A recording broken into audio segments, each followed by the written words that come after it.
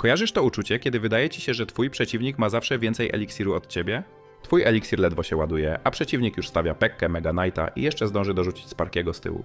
No właśnie, to nie przypadek. Ale to tylko jeden z wielu błędów, przez które prawdopodobnie tracisz pucharki. Ale spokojnie, w tym filmie przedstawię ci parę tipów i fajnych porad, o których czasem zapominają nawet topowi gracze. Twój deck to dramat. Jeżeli masz 6 legend, 0 defensywy i średni koszt twojego deku, to 5.6. To się nie dziw, że nic się w tym deku nie klei. Nie musisz mieć od razu deku z Mistrzostw Świata, ale jakiś minimalny balans wypadałoby mieć. Wejdź na Royalipy i znajdź coś, co działa na twoim poziomie, a potem naucz się tym grać. I pamiętaj, nie zmieniaj deku co 3 porażki, tylko naucz się grać porządnie jednym dekiem. Masz zbyt przewidywalny cykl, grasz w kółko tym samym schematem. Przeciwnik szybko cię łapie i bez problemu cię kontruje. Aby wygrywać, musisz zmieniać tempo, stronę ataku i kolejność kart. Jeśli jesteś przewidywalny, nie masz szans wygrać z ogarniętym graczem. Nie umiesz zagrać defensywnego spela. Nie każdy fireball musi trafiać w wieżę. Czasem lepiej rzucić go na push przeciwnika i zatrzymać przed potencjalnymi obrażeniami twojej wieży. To nie jest strata, a dobra decyzja. Lepiej się bronić i mieć przewagę niż gonić z niskim HP. Za duża agresja na start. Od razu rzucasz cały push, zanim jeszcze wiesz, czym gra przeciwnik. I wtedy, jak on obroni się taniej, zostaje mu spora przewaga eliksiru.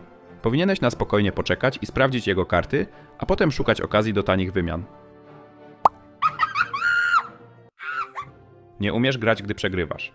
Przegrywasz i zaczynasz grać byle jak. Rzucasz wszystko przy moście i liczysz na cud. To nie działa. Lepiej się uspokoić, poczekać na błąd przeciwnika i wtedy na spokojnie wrócić do gry.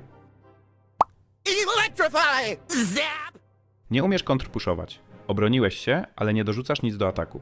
Wtedy marnujesz potencjał. Jak jednostka przeżyła obronę, dorzuć coś i zrób kontratak. To prosty sposób, żeby za darmo zadać obrażenia. Przeinwestowujesz na obronie. Bronisz się zbyt dużą liczbą kart, mimo że wystarczyłyby 2. Tracisz eliksir i nie masz czym odpowiedzieć na kolejne zagranie. Czasem nawet lepiej przyjąć trochę obrażeń, ale mieć przewagę eliksiru. Nie ogarniasz cyklu. Jeśli przeciwnik użył spela, to przez kilka kart nie będzie go miał. W tym czasie masz przewagę. Wykorzystaj to. Nie musisz znać całej jego rotacji. Wystarczy, że będziesz pamiętać o kluczowych kartach. Masz zły mental. Grasz, mimo że jesteś zmęczony albo wkurzony. Każda porażka cię nakręca i grasz coraz gorzej. Zrób przerwę i wracaj do gry wtedy, kiedy jesteś skupiony. No.